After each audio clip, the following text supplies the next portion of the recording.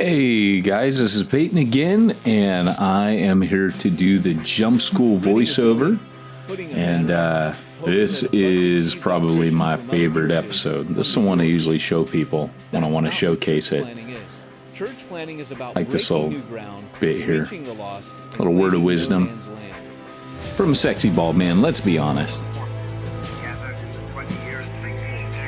I think that's all public domain footage that he used for the opening, both the audio and the visual. It's just pretty cool. It's actually dudes doing it.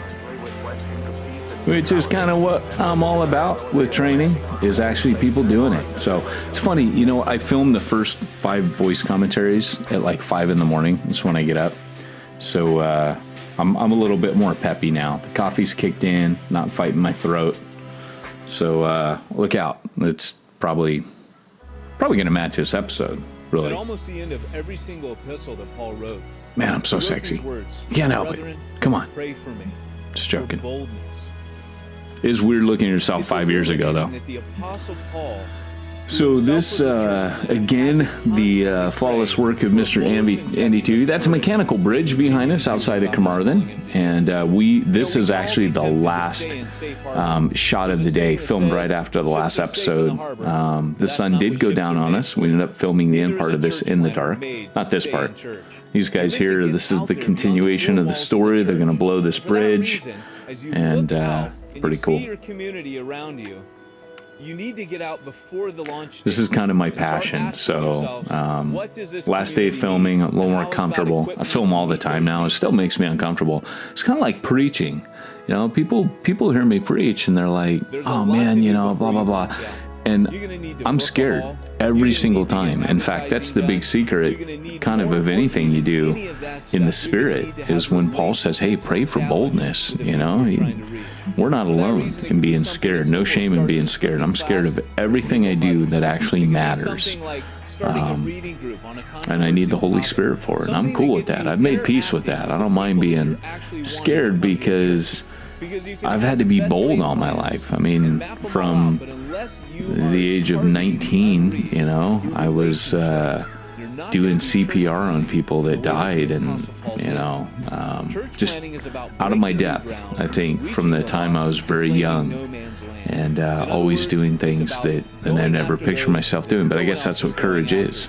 Courage and boldness is... if you want to reach the ones that nobody's reaching, you have to go where nobody's going and do what nobody's doing. That's our tagline. So, and that's the summation of it right there. Embrace the fear. So this is all stuff personally in my life that God has used to shape probably my entire life. And if I go church plant again tomorrow, I'll be scared again. And that's okay. You know, it's okay to be scared. The important thing is that you do it. You press on. And you embrace the fear, and you embrace that God who called you to do it. He's with you. That's why he says it. You know, all authority given to me. So anyways, I'll stop preaching and actually do this voiceover. So again, we're standing near an estuary. There's ponies in the field there. There's a Home Depot. It's called B&Q, not far off from there. Kind of spoil the ambiance, but nobody walks in these fields. Like these fields, it was funny that we were actually standing in it, but we needed that shot of the bridge in the background. And this was meant to be the very end, the very last one, and we threw in our prototype, remixed it, and made that a bonus episode. So this was kind of meant to be the last little kind of push. But our bonus episode ends up being about, you know, kicking people off your core team. It's really about training your core team, which is what Jump School is. So just love how you're following these guys, and this guy's so good in this. Little German helmet there is cool. I don't know where they got that from. They had to actually raid. There was a guy not far from here, near on the Locher estuary. There's what is his name? Dylan Thomas. I'm trying to remember the Larn. Dylan Thomas had a little boathouse in this town. Well, there's a guy who has his own like storehouse.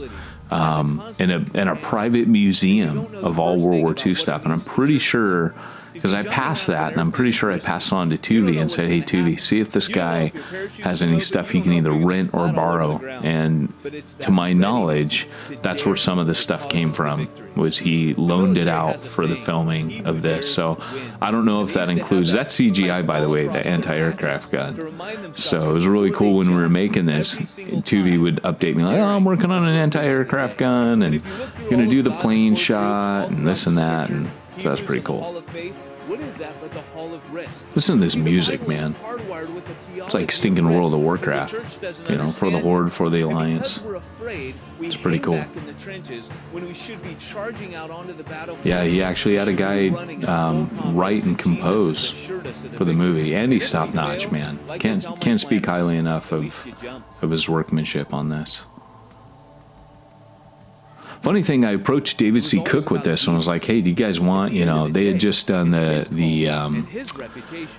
basic series with Francis Chan, and it's no secret they lost tons of money on it. The first one that showed the girl in the room where they fill it up with water, that cost $30,000 alone. Well, Jump School is an entire series, cost $20,000. So, and most people donated that. By the way, if you ever want to donate towards New Breed, we will put that money to good use. We will get stuff done. And this was meant to be a free series for church planners, because I was a poor missionary for years, and New Breed supported me, and I was bivocational, but still to this day, I'm bivocational, and I choose to remain that way just because it gives me an edge, and I like doing too many things. Now you can see here we're losing our light, and so that's why it's changed, but it's kind of cool because we use the metaphor of the darkness at the end.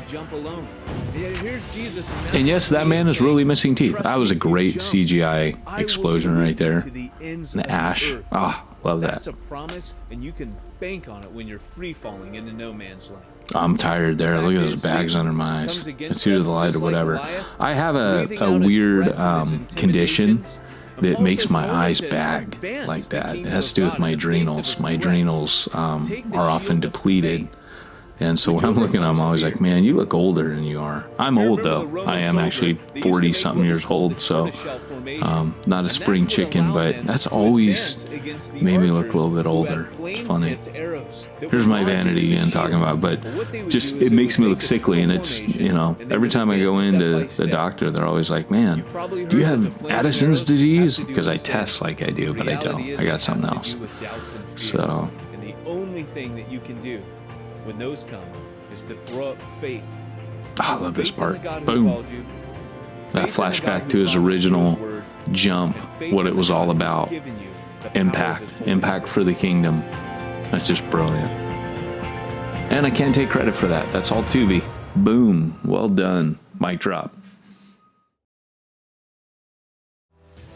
To go deeper into the discussion, pick up the Jump School Small Group Study Guide. It contains summaries, deeper insights, and discussion questions, and will help make sure your team is on the same page. To get your copy, visit jumpschool.training.